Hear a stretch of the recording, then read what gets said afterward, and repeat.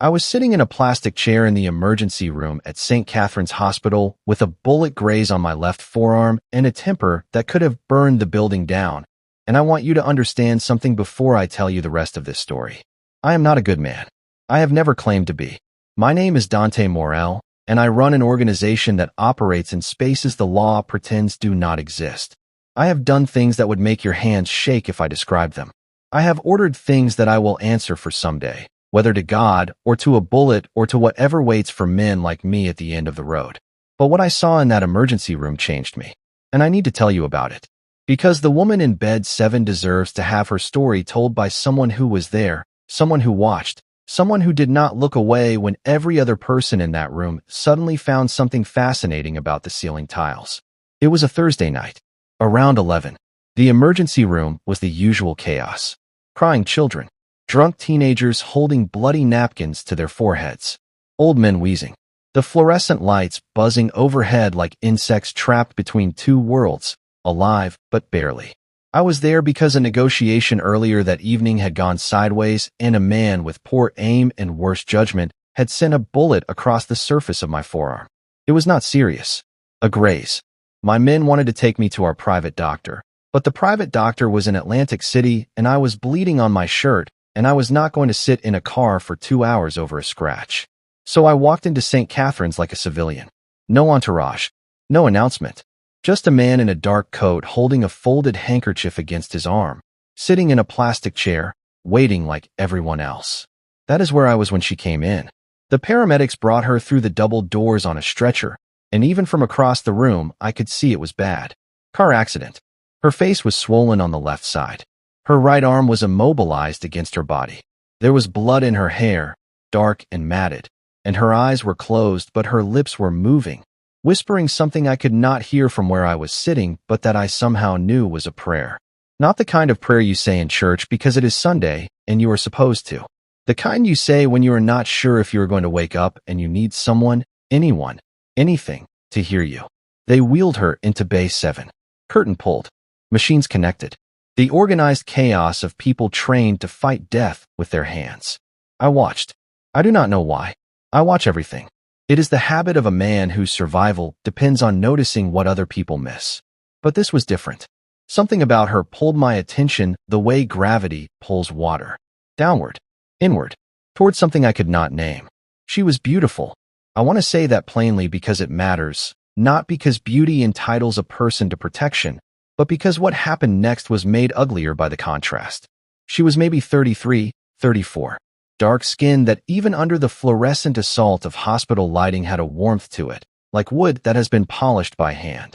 Her hair, beneath the blood, was natural, coiled tight, pulled back in a way that suggested she had been on her way somewhere when the accident happened. She was wearing a silk blouse, now torn, a watch on her left wrist that caught the light, small diamond studs in her ears. She was a woman who had built something. You could see it, not just in the clothes or the jewelry, in her face, in the architecture of her expression even while unconscious. There was a composure there that did not come from comfort. It came from having survived the absence of comfort and decided, at some point, that she would never go back. I found out her name later. Yolanda Price. But in that moment, she was just the woman in Bay 7, and I was just the man in the plastic chair, and neither of us knew yet that the next 30 minutes would bind our lives together in a way that neither of us chose, but neither of us would undo. The doctor came. Young guy. Efficient. He checked her vitals, ordered scans, spoke to the nurses in the clipped shorthand of emergency medicine. Then he left.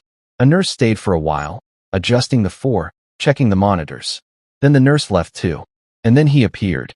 I did not notice him at first. He was wearing scrubs, a hospital ID badge clipped to his chest. He looked like every other orderly in the building, the kind of person your eyes slide past because the uniform tells your brain everything it thinks it needs to know. Worker, staff, background. But something was wrong. He walked toward Bay 7. He pulled the curtain aside. He stepped in, and he stood over her bed, and even from 30 feet away, through the gap in the curtain that he had not fully closed, I could see his face. That was not the face of a man doing his job. That was the face of a man standing over something he believed belonged to him. If you feel what I felt in that moment, if your gut just tightened the way mine did, then I need you to subscribe right now. Because what this man did to that woman in that hospital bed, and what I did about it, is something I have never spoken about until today. Drop a comment. Tell me what you think happened. And do not leave. Do not you dare leave. I have seen men do terrible things. I have watched men commit acts so violent that the memory of them lives in my body rather than my mind, stored in the tension of my shoulders, in the way my jaw locks when a room goes quiet in the wrong way. I have been in rooms where the worst of humanity was not a concept but a sound, a smell, a thing happening in front of me that I could not unsee. But what I saw through that gap in the curtain in Bay 7 made something move inside me that I had not felt in years. Not anger. Anger is hot. This was cold. This was the thing that lives underneath anger, the thing that does not shout, does not rush, does not need to announce itself because it has already decided what it is going to do and is simply waiting for the body to carry out the instructions. The man in scrubs was leaning over Yolanda. She was semi-conscious now. Her eyes were half open, unfocused, swimming in the fog of pain, medication, and trauma. She could see shapes, but not details. She could hear sounds, but not meanings. She was in the liminal space between waking and sleeping where the body is present but the mind is still trying to find its way home. He put his hand on her face. Not gently, not the way a medical professional touches a patient. He gripped her jaw. He turned her head toward him. And he spoke. Look at you. Look at what you are now. Big car. Nice jewelry. Everybody talking about Yolanda and how well she is doing. Yolanda the success story. Yolanda who left her husband, and suddenly the whole world opened up for her. His voice was low, venomous, the whisper of a man who has been composing this speech in his head for years, rehearsing it in the shower, in his car, in the dark hours when resentment does its most productive work. You were nothing when I had you. Nothing. And now you want the world to believe you became something after you left me? Like I was the problem? Like I was what was holding you back? Yolanda's lips moved. A sound came out. Not a word. A sound. The involuntary vocalization of a woman whose body is trying to respond to a threat, but whose consciousness is too fractured to form the response. He grabbed her hair. I need to say that again because I need you to feel it the way I felt it. He grabbed her hair. In a hospital bed. While she was injured. While she was sedated. While machines beeped and monitors tracked her heartbeat and dripped medication into her bloodstream. He grabbed a fistful of her hair and pulled her head back. And she made a sound that I will hear for the rest of my life. A sound that was not a scream because she did not have the strength to scream. A sound that lived somewhere between a gasp and a moan. The sound of a body registering pain it cannot escape from and a mind registering fear it cannot process. You think you are better than me? He hissed. You think leaving me made you special? Everything good that happened to you was supposed to be mine. That business. That house. Those people who help you. That was supposed to be my life. You stole it.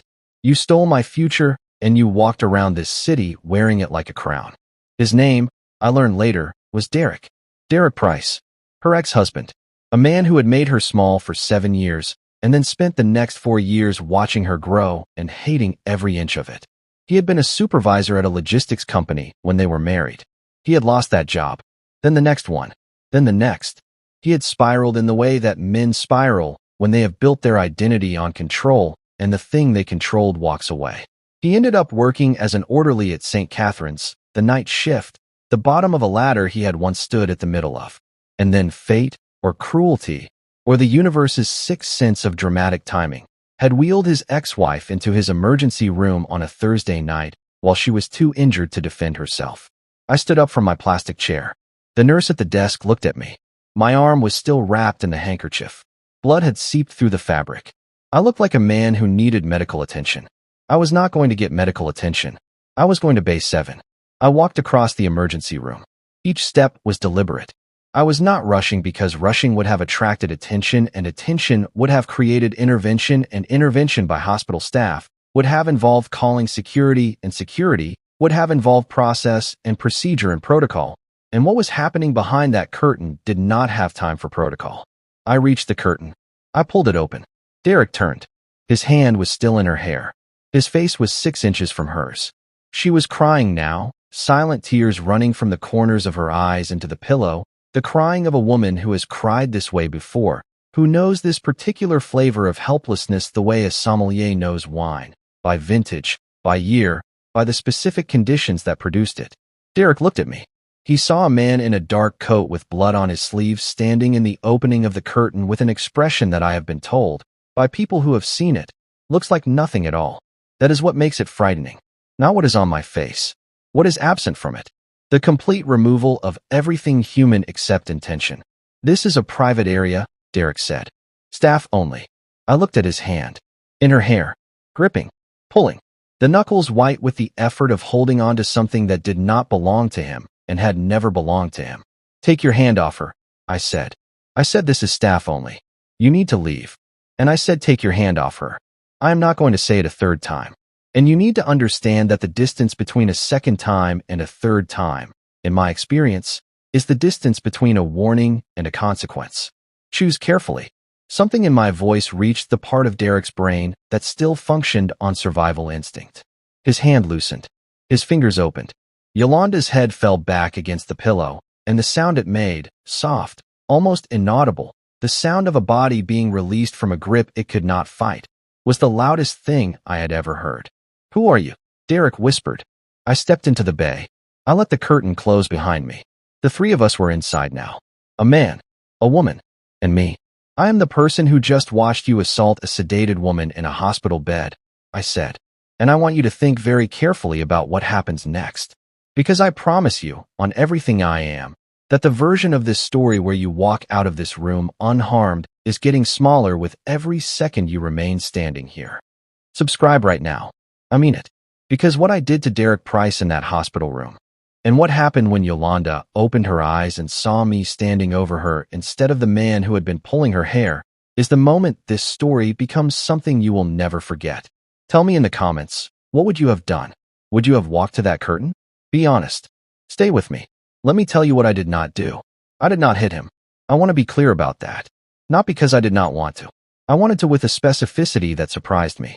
I am a man who has committed violence strategically, dispassionately, as a function of business and survival. But what I wanted to do to Derek Price was not strategic. It was personal. It came from a place I do not usually allow myself to access. A place where the 14-year-old boy I used to be still lives. The boy who watched his mother get hit by a man she loved and could not stop it because he was too small and too young and too afraid. I was not too small anymore. I was not too young. And I was certainly not afraid. But I did not hit him. Because Yolanda was lying 3 feet away, and whatever she had endured with this man, whatever years of violence and control and diminishment she had survived, the last thing she needed was to wake up fully to the sound of more violence committed on her behalf by another man she did not know. That is the trap. That is the thing men like me have to understand. You cannot fight brutality with brutality in front of the person brutality already broke. You become the same noise. You become the same frequency. And she has already heard enough of that frequency to last a lifetime. So I did something else. I took out my phone. I called Sal. He picked up on one ring. I am at St. Catherine's. Emergency room. Bay 7. I need 2 things. I need a private room arranged on the 4th floor within 20 minutes. And I need you to run a name for me. Derek Price.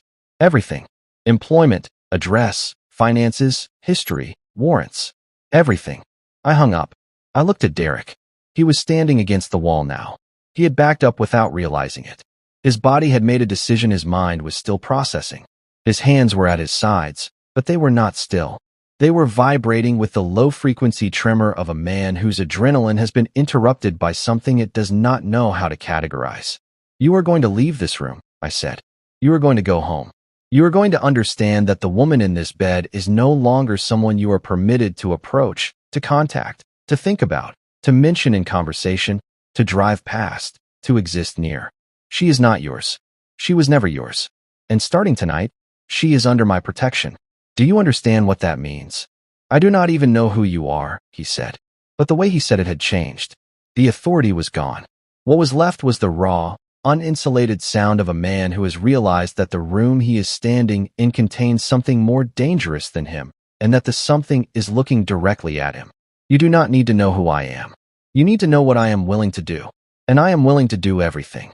There is no limit. There is no line. There is no point at which I calculate the cost and decide it is too high.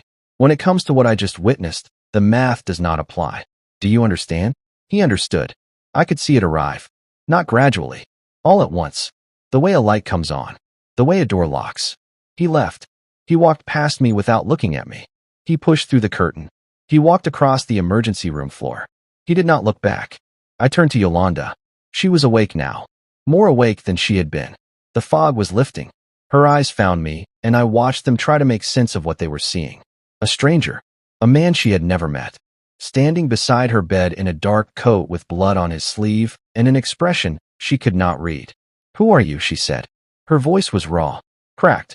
The voice of a woman who had been in a car accident and then been assaulted in her hospital bed and was trying to determine which of those two events the man in front of her was connected to. "My name is Dante," I said. I was sitting in the waiting room. I saw what he did. I stopped it. "That is all. That is all. That is all you need to know right now." She looked at me. She looked at me the way people look at things they cannot categorize, with the intense, narrowed focus of a mind trying to place a new object into an existing framework and finding that the framework does not have a space for it. "He is my ex-husband," she whispered. "I know. He works here." "Not anymore." She blinked. "What do you mean?" "I mean that by tomorrow morning, Derek Price will no longer be employed at this hospital. He will no longer be employed in any hospital. And he will understand, with perfect clarity, that his proximity to you has been permanently revoked. You cannot do that." "I can. And I am not asking your permission. I am telling you what is going to happen because you deserve to know that when you close your eyes tonight, the man who grabbed your hair will not be walking these hallways. He will not be standing over your bed. He will not be anywhere near you." Her eyes filled, not with the silent tears I had seen earlier, the tears of helplessness and sedation. These were different. These were the tears of a woman who has been carrying something alone for so long that the concept of someone else picking it up, even one corner of it, even for a moment, breaks something inside her that she did not know was still capable of breaking. "Why?" she asked. I could have told her about my mother. I could have told her about the 14-year-old boy. I could have told her that I saw her come through those double doors and something in me recognized something in her. Not romantically, not yet, but fundamentally, the way one survivor recognizes another across a crowded room. "Instead," I said, "because I was there. And being there means something to me." Sal arrived. The private room was arranged. She was moved upstairs. I stayed. Not in the room. Outside. In the hallway. In a chair that was slightly more comfortable than the plastic one in the emergency room, but not by much. I sat there all night. I did not sleep. I drank bad coffee from a machine that charged $2 for something that tasted like burnt water. And I sat.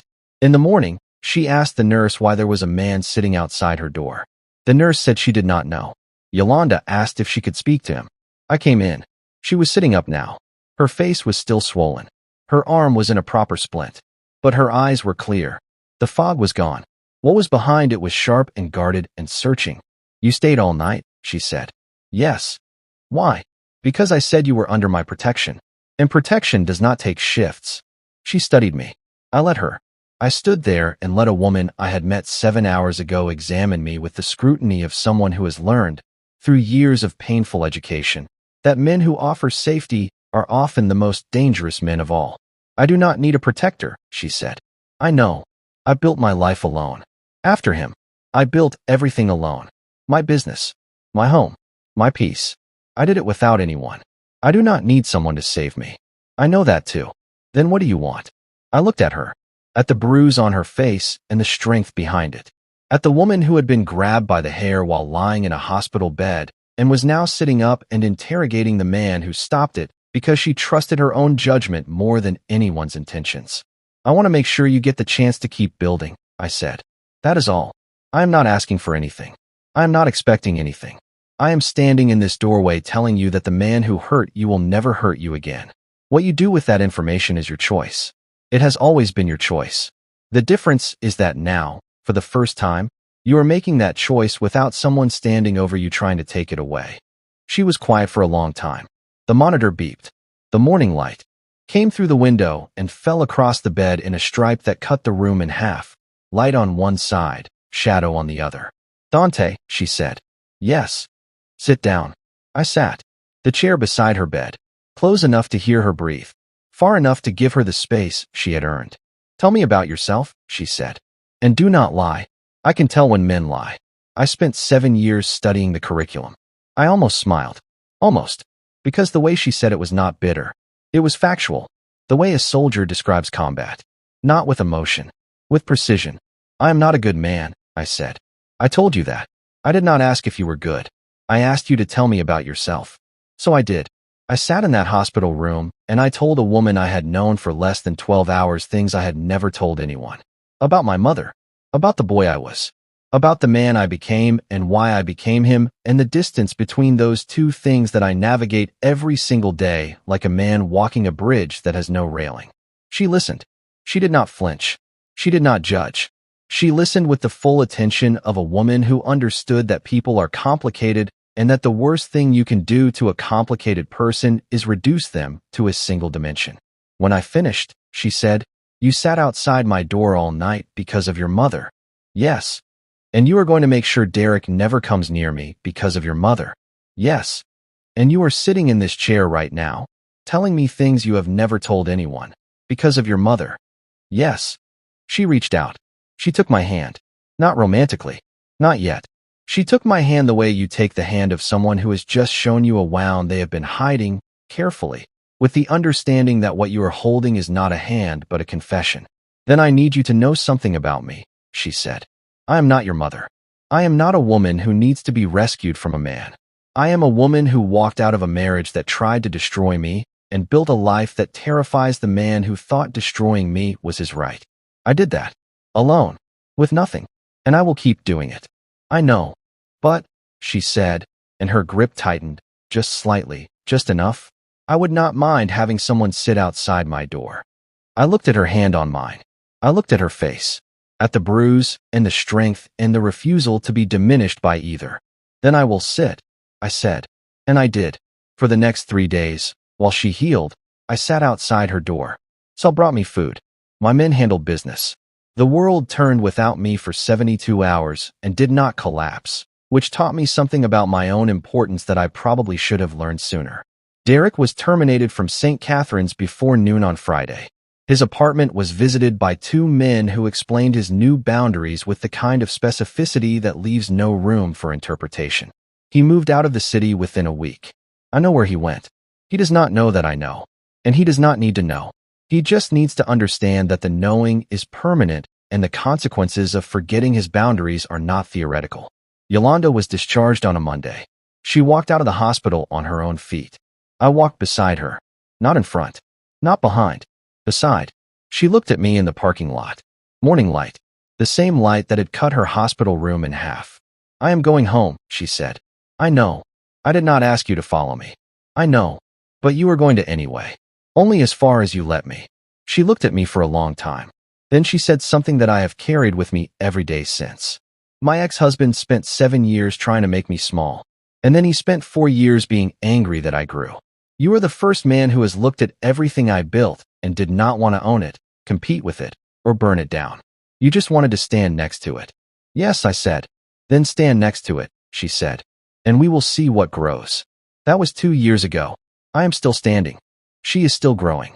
And Derek Price is living in a small apartment in a city he did not choose, in a life he did not want, carrying the knowledge that the woman he tried to break became unbreakable, and that the man who watched him grab her hair in a hospital room is still watching. And I always will be. If that story did something to you, if it reached a place that stories do not usually reach, then I need you to do something for me right now. Subscribe to this channel. Not because I am asking. Because you felt something, and this is where that feeling lives. This is where these stories come from. Share this with a woman who needs to hear it. Share it with a man who needs to understand it. Drop a comment right now and tell me, who in your life has been sitting alone in a hospital bed waiting for someone to pull back the curtain? Tell me. I read every single one. And the next story is already here. I am already writing it. It is going to be the one that stays. I will see you there.